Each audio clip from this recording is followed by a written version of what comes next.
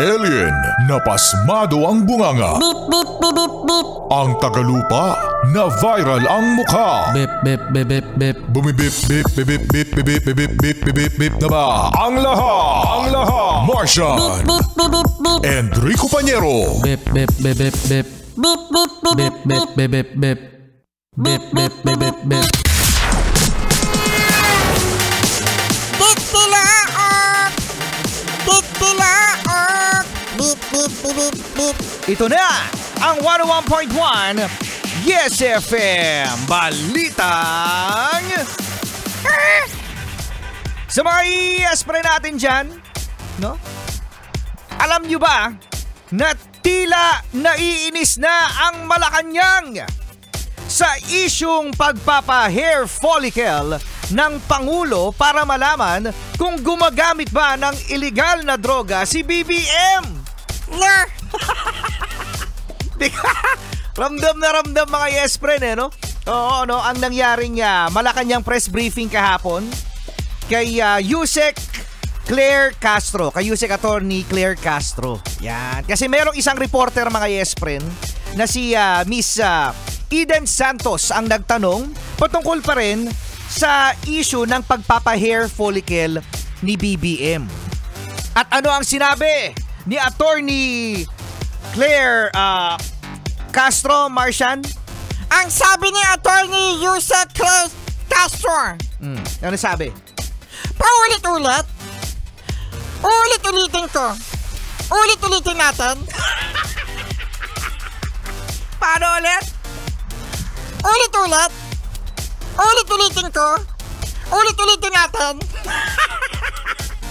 Peke ang video na pinakalat ni Harry Roque. Next question.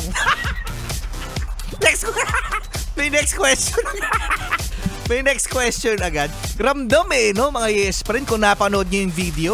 Ramdam na ramdam ang pagkakainis ni Yusek Claire Castro sa katanungan na yun. Kasi bakit nga naman daw kasi paulit-ulit na pinipilit si Pangulong BBM sa pagpapa hair follicle. Oo nga naman, ayaw kasi ng tao. Bakit ayaw? Bakit ayaw ni BBM? Oo nga no. Bakit nga ba? Ayan na naman si bakit nga ba? Bakit nga ba? You tell me. BBM, you tell me. Bakit nga ba? Bakit ayaw mo mag-hair follicle, ha? Sabay tayo.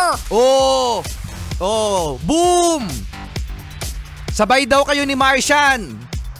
Hala, Martian. Bakit? Baka mag-positive ka. Ay, oo nga. Okay. Ulit-ulit. Ulit-ulitin ko. Ulit-ulitin natin. You tell me. Bakit nga ba? Pangulong BBM, bakit?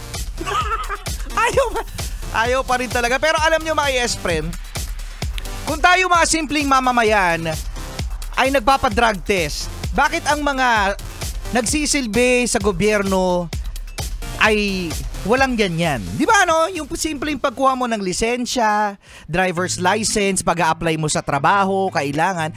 Bakit yung mismong nagpapamalakad ng gobyerno,